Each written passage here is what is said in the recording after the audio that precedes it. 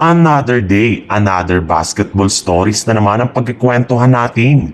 At ngayon nga ay ang pag-uusapan natin sa balitang willing na nga daw ang Miami Heat na i-trade si Bam Adebayo ngayong off-season at ang balitang may bagong super team nga daw agad ang Golden State Warriors. Ayon nga sa kalalabas pa lang na balita ng isang NBA insider, nakapagdesisyon na nga daw ang front office ng Miami Heat sa pangunguna ng kanilang presidente na si Pat Riley na hindi na nga daw po nila ibabalik pa next season ang kanilang kasalukuyang lineup at ang majority sa kanilang mga players. Sa madaling salita, sigurado nga na gagawa sila ng trade as soon as bumukas na ang off-season. Sa katunayan, ayon nga sa lumabas na balita mula sa isang NBA insider, willing na nga daw po sila na i-trade ang halos lahat ng kanilang mga manlalaro.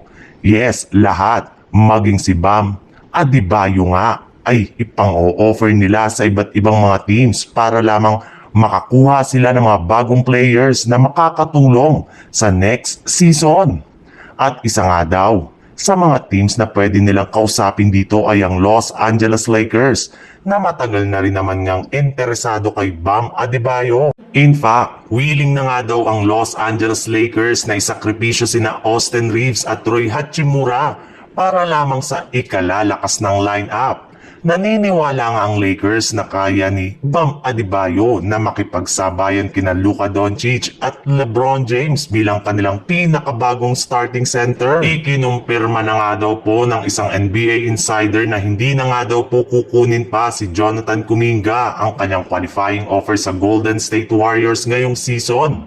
Kaya tuluyan na nga itong magiging isang ganap na unrestricted free agent sa mga susunod na buwan. Pero hindi rin naman nga ibig sabihin nito na wala silang magagawa upang mapakinabangan pa nila ito sa huling pagkakataon.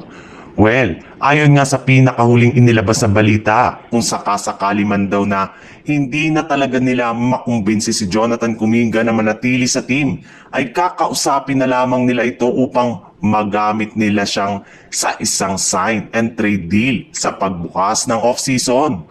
Kaya siya ang magsisilbing main piece sa kanilang mga gagawing move at trade ngayong off-season para makabuo sila ng bagong super team. Maaari rin naman nga daw nila itong gamitin bilang trade offer sa kanilang mga target na sina Kevin Durant mula sa Phoenix Suns, Giannis Antetokounmpo mula sa Milwaukee Bucks at sina Derek White, Porzingis at si Drew Holiday mula naman sa Boston Celtics.